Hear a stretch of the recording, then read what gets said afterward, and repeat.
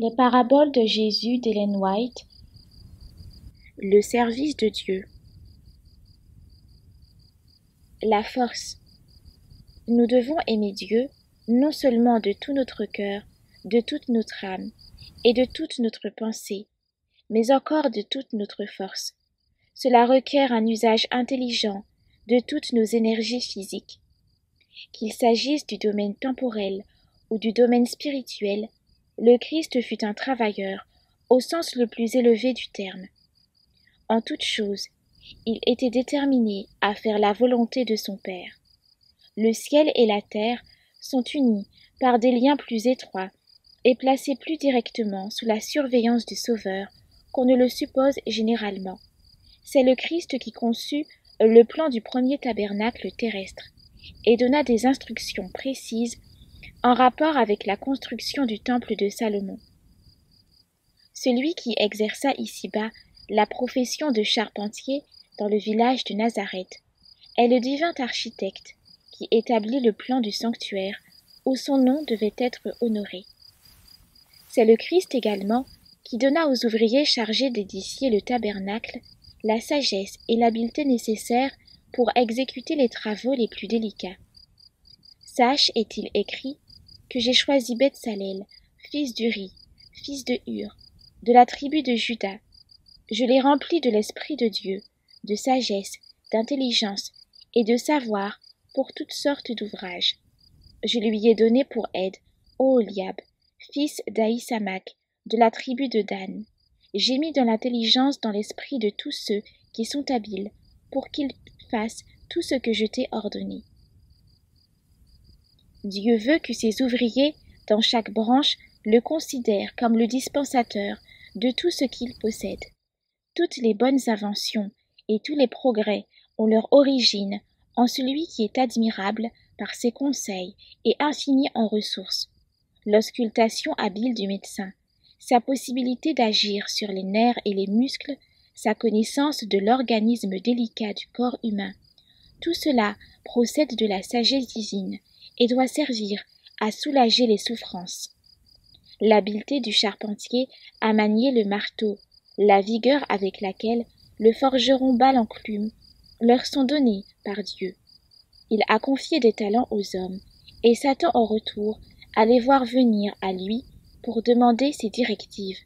Quoi que nous fassions, où que nous soyons placés, le Seigneur désire conduire notre esprit afin d'obtenir de nous un travail parfait.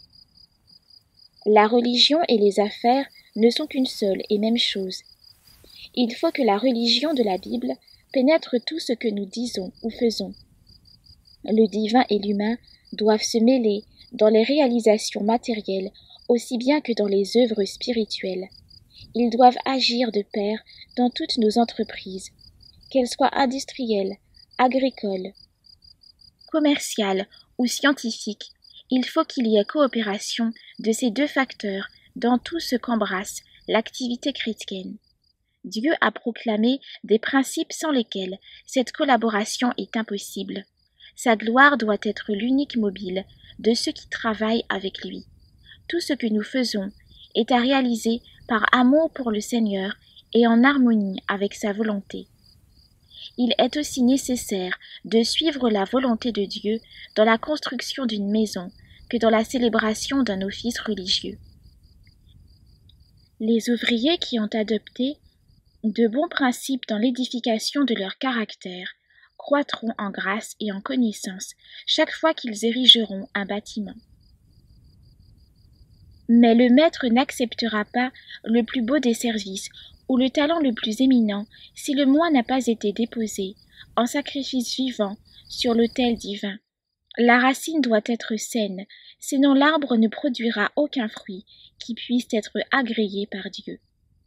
Le Seigneur octroya à Joseph et à Daniel le don de l'administration, et parce qu'ils ne recherchaient pas leur propre plaisir, mais uniquement l'accomplissement de la volonté de Dieu, il put agir par eux. La vie de Daniel est une leçon pour nous. Elle nous apprend qu'un homme d'affaires n'est pas nécessairement un homme rusé et diplomate. Il peut être dirigé par Dieu, pas à pas. premier ministre du royaume de Babylone, Daniel restait prophète de l'Éternel et recevait la lumière de l'inspiration divine. La parole de Dieu compare les chefs d'État ambitieux à l'herbe et à sa fleur qui sèche. Cependant, le Seigneur désire avoir à son service des hommes intelligents et capables de travailler dans les différentes branches de son œuvre.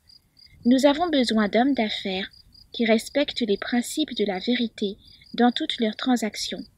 Il faut que leur don naturel se développe autant que possible par l'étude et l'expérience. S'il est des personnes qui doivent saisir toutes les occasions d'acquérir la sagesse et le savoir-faire, ce sont celles qui consacrent leur talent à l'édification du royaume de Dieu sur la terre. Lorsque l'administration de Daniel fut soumise à la critique la plus malveillante, ses adversaires ne lui trouvèrent aucune faute, aucune erreur. Il est le modèle de tout homme d'affaires, et son histoire nous montre ce que peut accomplir celui qui consacre toute son intelligence, toute sa force physique, tout son cœur et toute sa vie au service de Dieu. Retrouvez plus de lectures des ouvrages de l'Esprit de prophétie sur lerest.org.